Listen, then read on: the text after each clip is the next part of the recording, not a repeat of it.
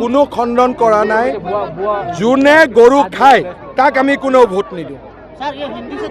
আজি ছোৱালীগৰাকীৰ দেউতাক মাকে অকল গৰুৱে নাখায়, পাব্লিকক দেখা কৰি গৰু খায়।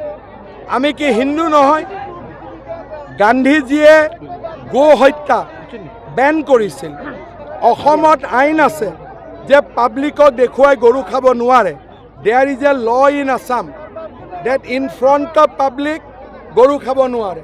য'ত হিন্দু মানুহ থাকে তাত গৰু খাব নোৱাৰে, আৰু গৰু খালে 3 বছৰ জেল হ'ব। ইমান টাইট আইন থকা স্বত্তেও তেওঁৰ মাকে কেনেকৈ গৰু খায়?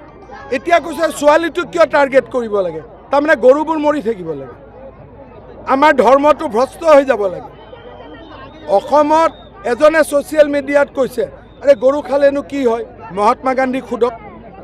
গৰু আমাৰ মা হয়। এজন লেফটিষ্ট মানুহে ফেচবুকত লিখিছে, গৰু খালে কি হয়? গৰুক যদি গৰু নাথাকিলেহেঁতেন আমাৰ পূৰ্বপুৰুষে গাখীৰো নাপালেহেঁতেন, খেতিও কৰিব নোৱাৰিলেহেঁতেন, আৰু সমাজখনেই নাথাকিলেহেঁতেন। য'ত আমি ইছলাম ধৰ্মী মানুহক মানা কৰি আছোঁ যে গৰু নাখাব, মহ খাওক, আৰু বহুত মুছলিম মানুহে মোৰ কথা মতে আজিকালি গৰু খোৱা বন্ধ কৰিছে।